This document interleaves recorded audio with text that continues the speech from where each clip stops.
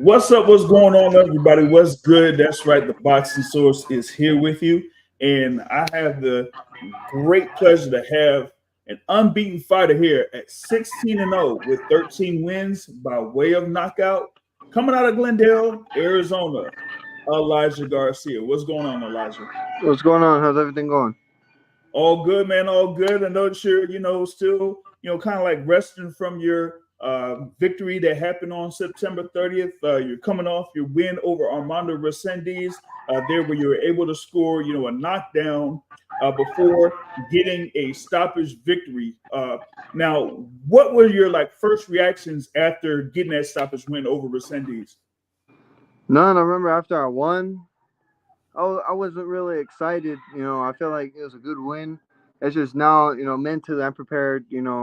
The next fight's going to be harder. It's only going to get harder and harder from here. So it's more about, mentally I'm staying stable, and I'm staying prepared because it's only going to get harder. I'm not messing around. I'm here to win. Oh yeah, gotcha. I mean, like it said, that was like your third fight this year, third victory this year, and I was there live in Las Vegas at the T-Mobile Arena, for that fight card, and saw you there against Armando Resendiz. He was, coming off of a big victory himself, going into that bout, and a lot of folks coming in were saying that Resendiz is a very tough fighter that tries to take a lot in order to give out, or dish out the punishment, but you were able to break down Resendiz in the middle rounds, and then wasn't able to was not afraid to mix it up with him there, and then eventually there in the 8th round, you were able to score the double right hook to put him down on the canvas. When you had that moment come there, was it something over the course of the fight that you or your trainer saw there, or was it something where it was like an open opportunity for you to take advantage and just get him? No, it was more of, we were breaking him down. We knew that, mentally, I myself prepared thinking, it's going to be the hardest fight of my career. I didn't think I was going to stop him, but, that's the way my dad trained me. He trained me to knock him. Resendiz is an inside fighter. I'm an inside fighter, and it wasn't really me looking for the knockout. I caught him, and I knew, you look at all my previous fights, everyone that wanted to stand there and trade with me got caught and got knocked out. And that's exactly what happened with Resendiz. We knew he was going to be really tough. We knew, it was going to be a really hard fight. But, mentally I was prepared for the hardest fight of my life. And that's what made the difference. Yeah, that was definitely good there. You're able to like I usually say, like get down and dirty. Because I was seeing there from like the 3rd round on, you're eventually able to get inside and not be afraid to get inside, but also use boxing skill, catch and shoot, roll with punches and block a lot. So you were able to score a lot more cleaner shots over the course of those rounds to eventually break down Resendiz, and he was visibly hurt over the course of those rounds. It was just that he was able to take a lot of shots until that opportunity came there in the 8th round. Yeah, I mean, I made him work a lot harder. He was averaging one round he threw like 130 punches or something like that, right? And average he throws like 80 punches around. When we fought 8 rounds and he averaged over 100 punches around, And I seen a lot of people talking about, oh, he needs to move his head more. Well, the guy's throwing, if you look at the fight, I've watched it. I was catching, like you said, I was catching a lot of punches. I was blocking a lot of punches. I was rolling with a lot of punches. But now he really didn't hit me clean that often. And not only that, but he's averaging 100 punches around. I don't know any other fighter that does that. You know what I'm saying? And it's real hard to not get hit when the guy's throwing that many punches as well. You know what I mean? Mm-hmm. Yeah, but it's also how you respond to that amount of activity that's coming at you, and you're able to respond back to them, and give back a whole lot more there for you to eventually get that stoppage victory there. Now, the last time we spoke, it was before your bout there against Kevin Salgado in the same arena, T-Mobile Arena, there, and you went through 10 rounds in that particular bout. Got the unanimous decision victory. Now, flashing back to right after that, victory over Salgado, and then leading into this bout here against Resendiz, Did you feel like you wanted to get in there and be more impressive, or like you said, just try to get in there, be solid, be precise, and get the win? No, we knew we had to make a big statement this fight. We're on pay per view once again, but this time, against a better opponent, maybe a bigger card. I think this was a stacked card, and we knew we had to go in there and perform very good. And that's what we did. Because you watch Salgado fight, that wasn't my best performance, and I had a lot of people, questioning how good I really am. And I think, this one really kind of silenced the haters. Yeah, I think it was coming off of your win there against Amilcar Vidal Jr., where you're able to stop him, and so like a lot of people are like anticipating your next fight coming up there against Kevin Salgado, and you were able to get through that bout, get the victory, clear victory there Yeah. by decision, but you do have some fans or some detractors that said, hey, I mean, I've seen him have a string of KO victories, but now he has this decision win. Now, where's he at as far as like his Yeah. career goes? And then you turn around and you have this great performance here against Armando Resendiz and get the stoppage. Yep, exactly. I appreciate that. I appreciate you recognizing that because that's exactly how it is. Yeah, for sure. Now with that victory there, that is like boosted your standings there in the middleweight rankings. Like recently, the WBA released their rankings there. They currently have you at number 2. The IBF has you at number 7. I think the WBC will release their rankings here within the next few days or so. Now I know that you mentioned this a while back that you're looking to become a world champion by the age of 22. But with the frequency of fights that you've been getting, like I said, 3 fights already this year, and maybe you could get a title shot sooner than that. How would that sound for you if you were able to get in with a title shot, like I don't know, maybe the beginning of 2024 or something? I've never turned the fight down. I've never turned the fight down. Every fight they've offered me, I've taken it short notice, whatever. It doesn't matter. And in order, like my goal is, to win a world title. And if the time comes, I don't see why I would turn it down. It's my goal. I want to be great and make history. But at the same time, I got to be real smart, and I got to choose my opponents wisely. I'm still learning. I'm still young, and I just got to take it one step at a time. And I got the best team in the world. I got the best management. I got Tom Brown, Anthony McDonald. I got my dad and my grandpa in my corner. And, we're just taking it one step at a time. I say Team Garcia has the best team in the world. And, I don't believe boxing's a one-man sport. It takes a team to be great. And, that's exactly what I have. So I just got to take it one step at a time. And if that title shot comes, then I'm ready for it. Yeah, no doubt. Like you say, it takes a great team to become great there in the sport of boxing. Like you said, you have your family there in your corner, your father, your grandfather, along with having Tom Brown, the TGD Promotions there. Guiding your career. You're pretty much like making that path step by step to get closer to Yep. a world title shot and to eventually become a world champion.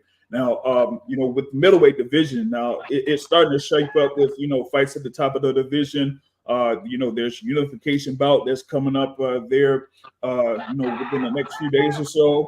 Uh, And you also have still champions like Erislandy Lara there with the WBA. You still have to see what's up with Jermell Charlo, but also Carlos Adames there with like an interim world title. Now with Erislandy Lara and Carlos Adames. Now, if a fight against either was like out there an opportunity, man, like how would you feel about that? Would you be like excited, like, yo, let's go, let's get him? I don't know, man. I saw, who was it, you? I'm not sure who it was, but someone posted, it was like, oh, Elijah Garcia versus Adames, right? And I was like, I seen it, and then my dad had showed it to me, and I was like, nah, man, how about you fight that guy? That guy's a freaking beast. You know what I mean? But I mean, Carlos Adames, he's real good, real talented. Um, but I gotta be careful. I mean, fight's there, and I'll make the fight happen. But at the same time, I also got to be real careful because I'm only 20 years old, and he's really good, and I'm not gonna have a big head. Like I know where I'm at, I know where he's at, and he's WBC what is he, WBC champion for a Interim. reason. You know what I mean? So, I just got to take one step at a time, like I said, and if the opportunity comes, we'll talk about it. But for the most part, I don't turn down any fights. I make the fights happen. Yeah, for sure, for sure. I mean, like you said, Carlos Adames is a very decorated fighter. There, from amateurs to the pros, and he was able to work his way to get to that spot with the WBC. And like you said, you're still building, you're still working there, young, 20 years old. Having these fights, sharpening your tools. Like I said, iron sharpens iron. And then eventually, once you're there, and the time is right, you're going to be saying, "Yo, I'm ready to fight for a world title." So we'll see how that kind of like shapes itself up there. Now, real quick, going back to a couple weeks ago, you had that win there, of course, against Armando Resendiz, and you had the fight card. Now, in the main event, you seen Canelo Alvarez be able to get a clean decision victory there over Jermell Charlo. Now, I don't know like how you're able to catch the fight there, at the T-Mobile Arena. But what were your thoughts about that? Because you had some folks that were saying like Jermell didn't, kind of like rise to the occasion or fought timid, or was it something where it was like, Canelo's a super middleweight for a reason, so you coming up, that's what you got to prepare for. Yeah, well, to be honest, everyone asks me, and I said like it's a 50-50 fight, to be honest, because Charlo's, he has all the belts for a reason, and I'm not counting out the skill sets there, the powers there, but I went. Everyone asked me, and I said I'm going with Canelo because Canelo has the more experience fighting at 168, and like he should win because he's been fighting the bigger guys and he has the better experience. And Mhm. to be honest, I didn't watch the fight. I left, but I was able to watch the clips on it, and I can't I can't speak for Charlo. He said the weight made a big difference, and I can't blame him. He went up 2 weight classes, and Canelo just bullied him around, and uh, nobody wants to get knocked out. You know what I mean? And I mean, he fought. He still fought. A lot of people could say that he did this or did that. But he was the one in the ring fighting Canelo, and he said the weight made a big difference, and I believe him. I'm not one to criticize. Yeah, I mean, it's something that come from 154 to 168. That's a 14-pound plus difference. And the other thing is too is that when you're used to having the majority of your career, kind of like going down to 154, Yeah, and then you all of a sudden have to come up to 168. You don't really have to cut that much weight, but it's like you're not used to handling all that weight while fighting. yeah, Whether hundred it's percent. sparring or training or anything like that, there's still something that your body has to get used to because you're used to a cycle of going down and have your weight cut down.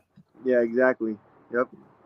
you know Also, there on that card was Mario Barrios being able to get the win over your Dennis Ugas, and then you had Erickson Lubin's decision win over Jesus Ramos Jr., which a few people were kind of like surprised about.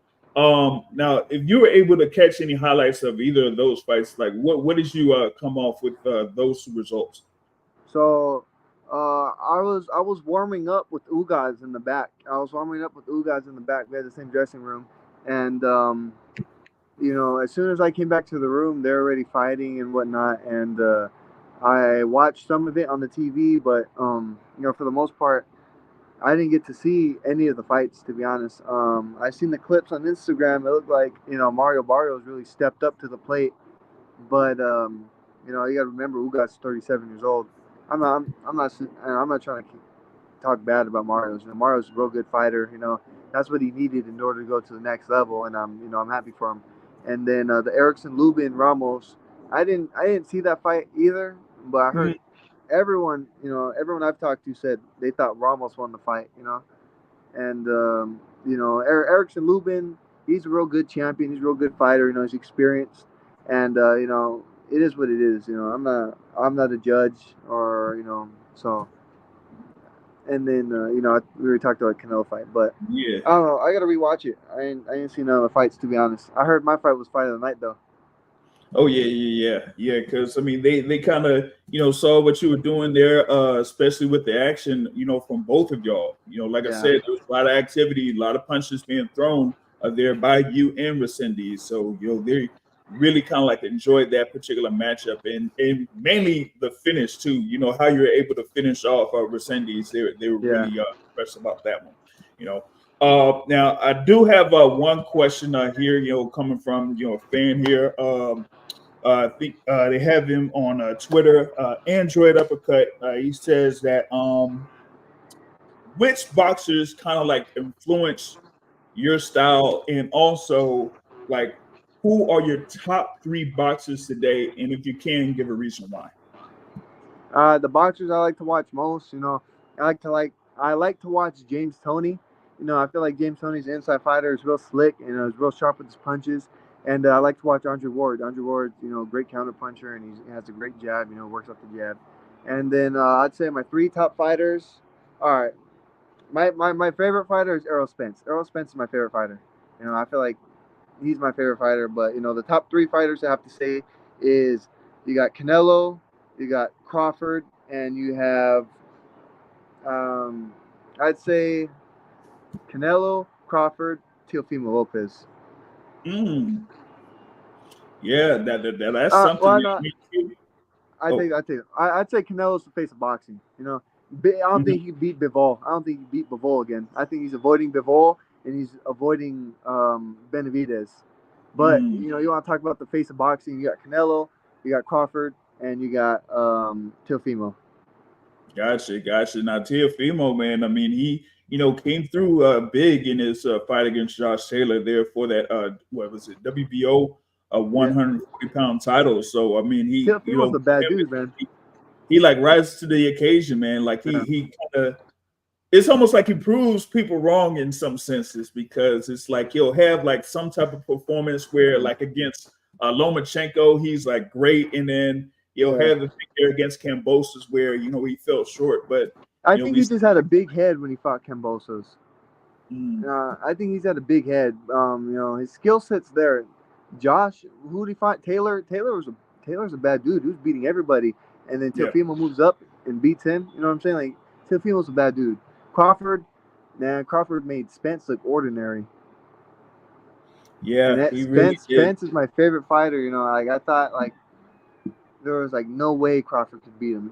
Well, to be honest, I didn't really watch a lot of Crawford. I feel like he was with Top Rank. Top Rank didn't let him, fight. I feel like Arrow. My reason Arrow was going to win because he fought everybody, he beat everybody. He ran through everybody. All he had to do is get through Crawford, and I ain't seen Crawford fight that much. And he proved me wrong. He proved me wrong. Yeah, it was one thing, for Crawford to kind of like be at the top of his game, but it was another thing to like have Errol Spence not really have an answer for most of what Terrence Crawford was doing in that fight in July. So Yep. it ended up being a highly anticipated bout, but the performance of Crawford just made it seem like there was really no comparison at that particular time. Yep. So I know that they're talking about seeing about doing a rematch. So we'll see how that kind of like works out and things like that. I don't think But that's going to matter. yeah. But you also said there with Teofimo Lopez, you got to see what's going to happen with him next. Is he might have something coming up there next year. Who Now fights? Who fights this weekend? There's big fights this this weekend. weekend, this weekend is supposed to be the middleweight unification there with Janabek and Vincent Gualtieri, I think Yeah, is Janabek. There you go. Yeah. yeah, Janabek. So that fight, that fight is coming up there. Like I said, in the middleweight division, middleweight Yeah. unification fight. So that's going to Janabek's be a bad dude too. yeah. He's a bad He's dude. He's he's a definitely bad a bad dude. dude. I think his the thing is he probably needs like one of those kind of high profile fights or something like that to kind of like get him out there as far as like Yeah. exposure is concerned. You know what I mean? Yeah, I know what you mean. Now, what's coming up next month? Just real quick. They had announced it, Las Vegas. You got David Benavidez, who you did mention there. He's going up against Demetrius Andrade in the super middleweight division. I know that both guys are undefeated. But Andrade, you know, was still kind of fresh off of being in the middleweight division. Only had that one fight at super middleweight back in January. So what are your thoughts about that? There, like I said, you mentioned David Benavidez earlier. So what do you think about that upcoming fight?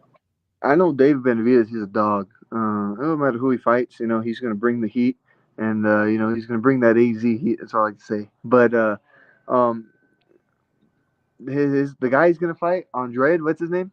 Yeah, He's Demetrius he, Andrade. Yeah. he's awkward. He's a real awkward fighter. He's real skillful. He's awkward, and I think Benavidez is gonna pull it off, but I don't think it's gonna be, you know, I don't think it's gonna be that easy for him. I think it's gonna take him a couple rounds to figure him out. You know, if he stops him, it'll be in the later rounds. You know, because I don't think Andre has really fought anybody with, you know, that type of power before. You know what I mean? Right, right. I feel you. And you know, I kind of like feel like it's almost going to be like how the Caleb Plant fight was Yeah. for David Benavidez, where it like kind of took him some time for him to adjust to what Caleb Plant was doing, and then once he was able to do that, then he was able to work Caleb Plant and, you know, almost stop him at one point, you know, but he was able to go through those 12 rounds. But you know, that's, you know, mainly mostly what I got out there. But I want the fans to like kind of like follow you on social media. If you got all those social media pages there for, you know, fans to follow, you can go ahead and get that up now. Yeah, man. My Instagram is _ Elijah Garcia _ My Twitter is Elijah602 Garcia, and you can find me on Facebook at Elijah Garcia. I appreciate this interview, and I appreciate you, bro. It was a good one. Yeah, no doubt, no doubt. And we're definitely going to be catching more of you here in the near future. And like I said, man, I mean, hey, I wouldn't be surprised if you had one more fight before the end of this year, man. Hey, you never know. Yeah, man, never know. It's going to stay ready. You know what I'm saying? Yeah, exactly, exactly. No doubt. There you go. The undefeated Elijah Garcia here with the Boxing Source. Thanks for taking the time with us, man. Yes, sir. Appreciate it. For sure.